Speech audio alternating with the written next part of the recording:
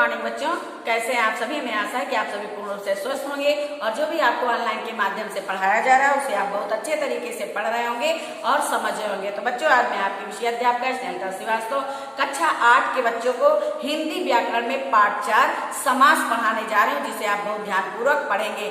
आपने इसके पहले संधि पढ़ा था, पाठ 3 संधि पढ़ा था।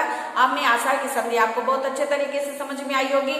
अब हम पाठ 4 आपको समास पढ़ाने जा रहे हैं, वो भी आपको बहुत अच्छे से समझ में आएगी।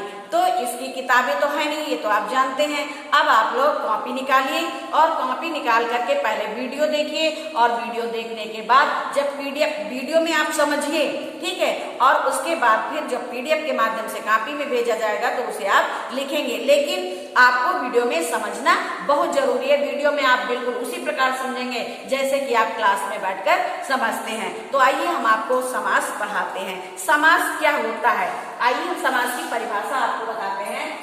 सब जब दो या दो से अधिक शब्दों या पदों के मिलने से एक संक्षिप्त शब्द या पद बनता है तो इस मेल को समास कहते हैं। इस प्रकार बना हुआ शब्द या पद सामासिक पद कहलाता है। सामासिक शब्दों व पदों को अलग अलग करके उनकी व्याख्या करना समास विग्रह कहलाता है। तो समास जैसे आपने संधि में पढ़ा कि दो वर्णों या दो शब्दों के मेल से जो है शब्द बनता है, ठीक उसी प्रकार आप समास में पढ़ेंगे कि दो शब्दों या दो से अधिक शब्दों के मिलान से क्या होता है, संक्षिप्त शब्द या पद बनता है, ठीक है। इस मेल को समास कहते हैं। और जब समास को अलग अलग किया जाता है, समास में दोनों पदों को अलग किया जाता है तो उसे समास विग्रह कहते हैं। जैसे संधि में दो शब्दों को अलग किया जाता है तो उसे संधि विच्छेद कहते हैं। उसी प्रकार जब समास में दो पदों को अलग किया जाता है तो उसे समास विग्रह कहते हैं। आइए हम आपको समास विग्रह के कुछ उदाहरण बताते हैं।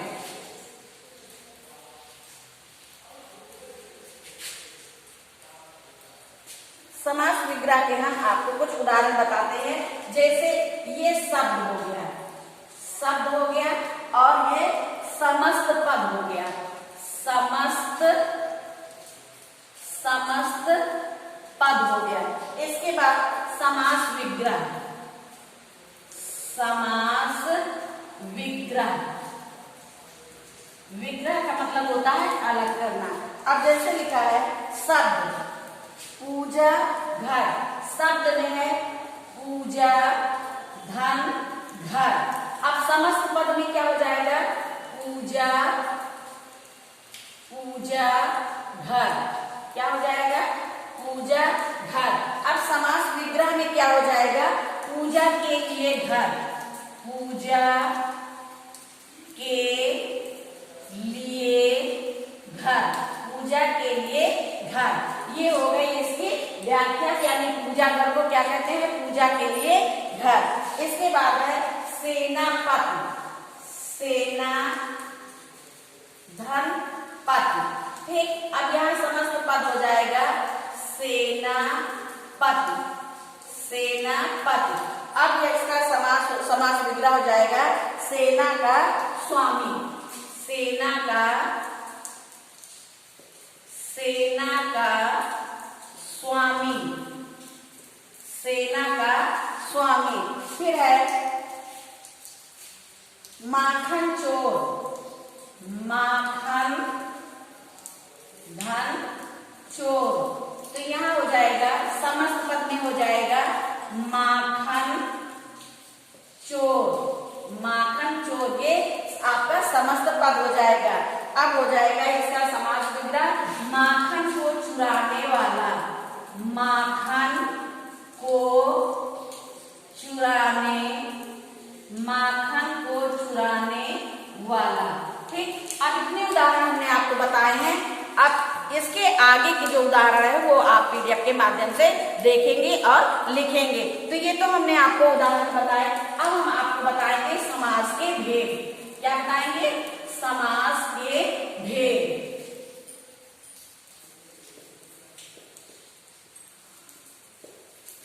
समास के भेद बच्चों, समास के 6 भेद होते हैं। समास के कितने भेद होते हैं, 6 भेद होते हैं। नंबर 1 अव्ययी भाव समास, नंबर 1 अव्ययी भाव समास। अव्ययी भाव समास। अब अव्ययी भाव समास में क्या होता है, जिस समासिक पद का पहला पद अव्यय और मुख्य होता है उसे अव्ययी भाव समास कहते हैं। जैसे समस्त पद और विग्रह। समस्त पद यहाँ हम लिखते हैं समस्त पद, समस्त पद, और फिर हम लिखते हैं विग्रह, विग्रह, समस्त पद और विग्रह। जैसे हर रोज, हर रोज, हर रोज, ये अव्ययी भाव समास में है। हर रोज तो ये हो जाएगा रोज रोज, रोज रोज। ये अव्ययी भाव समास के उदाहरण है। फिर है यथा शीघ्र, यथा शीघ्र, इसका समास विग्रह हो जाएगा जितना शीघ्र हो, जितना, जितना शीघ्र हो, जितना शीघ्र हो।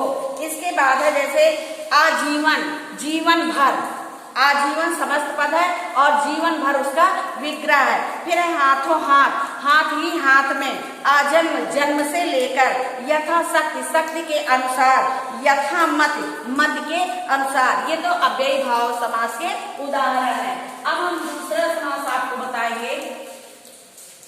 दूसरा समास है तत्पुरुष समास। तत्पुरुष, तत्पुरुष समास। तत्पुरुष समास के अंतर्गत कौन से उदाहरण आते हैं? तत्पुरुष समास में हम बता दें आपको, वह समासिक पद जिसका अंतिम पद प्रधान होता है। तत्पुरुष समास में जिस शब्द का अंतिम शब्द प्रधान होता है उसे तत्पुरुष समास कहते हैं। जैसे राजकुमार, राजकुमार, ये समस्त पद है, ठीक है, ये समस्त पद है। अब इसका विग्रह होगा राजा का कुमार, राजा का कुमार, राजा का कुमार या पुत्र, राजा का कुमार या पुत्र। अब इसका दूसरा पद प्रधान है, ठीक है। विषयाध्यापक, विषयाध्यापक, विषयाध्यापक।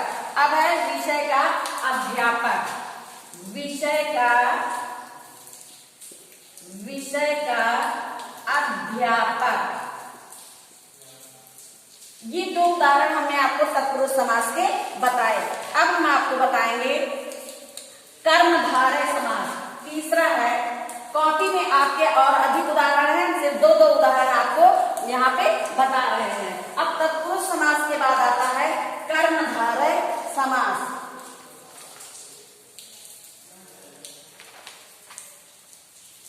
कर्मधारय समास,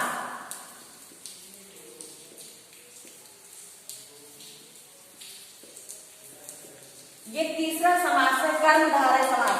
अब कर्मधारय समास में क्या होता है, जो समासिक पद विशेषण और विशेष्य से मिलकर बनते हैं वे कर्मधारय समास कहलाते हैं। कर्मधारय समास में विशेषण और विशेष्य को मिलाकर नया पद बनता है। आइए हम बताते हैं आपको समस्त पद। ये है समस्त पद और इधर है विग्रह, समस्त पद और विग्रह। समस्त पद में जैसे लिखा हुआ है पीतांबर, पीतांबर, पीतांबर, पीत। अब यहाँ से पीत, पीतांबर, पीतांबर। पीत का मतलब होता है पीला, और अंबर, अगर हम इसको अलग करें तो देखिए, इसकी अगर हम संधि बना दें तो पीत धन अंबर, पीत धन अंबर। पीत माने होता है पीला और अंबर माने होता है कपड़ा। अंबर माने क्या होता है? कपड़ा, ठीक है। पीतांबर, तो यहाँ पे पीत, पीत क्या हो गया? विशेषण। पीत क्या हो गया? विशेषण। और अंबर क्या हो गया? अंबर हो गया कपड़ा। अंबर क्या हो गया? कपड़ा। तो पीला कपड़ा, यानी ये कपड़ा विशेष है और विशेषण क्या है? पीत यानी पीला। ठीक है, तो इसका मतलब हो जाएगा पीत विशेषण और अंबर विशेष। ठीक है, ये अंबर माने कपड़ा, ये हो जाएगा विशेष। क्या हो जाएगा?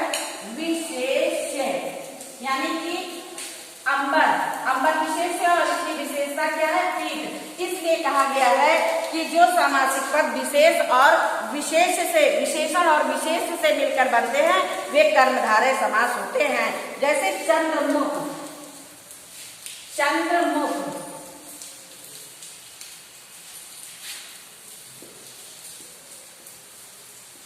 चंद्रमुख, चंद्रमुख क्या है?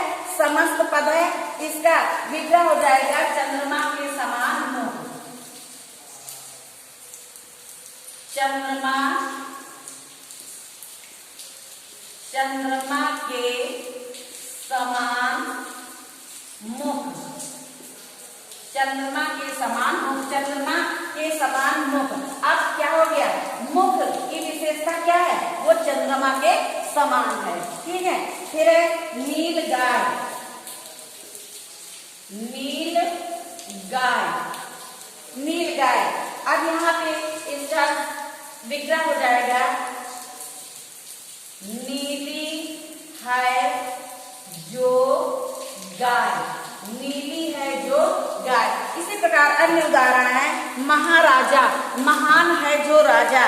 कमल नयन, कमल के समान है नयन। ठीक है, तो ये हो गए कर्मधारय समास। यहाँ पर विशेषण और विशेष को मिलाकर एक पद बनाया जाता है जिसे कर्मधारय समास कहते हैं। तो बच्चों, आज हमने आपको पढ़ाया समास में समास पढ़ाया कि समास क्या होती है और फिर उसके बाद समास के कितने भेद होते हैं। आज हमने आपको समास के तीसरे भेद कर्मधारय समास के बारे में पढ़ाया। अब इसके 3 भेद हम आपको दूसरे टर्म में पढ़ाएंगे। ठीक है, तो ये जितने हमने आपको समास के भेद बताए हैं, हमें आशा है कि आपको ये समास बहुत अच्छे तरीके से समझ में आ गया होगा। अब बच्चों, ये समास का आधा भाग यहीं पे समाप्त होता है। धन्यवाद।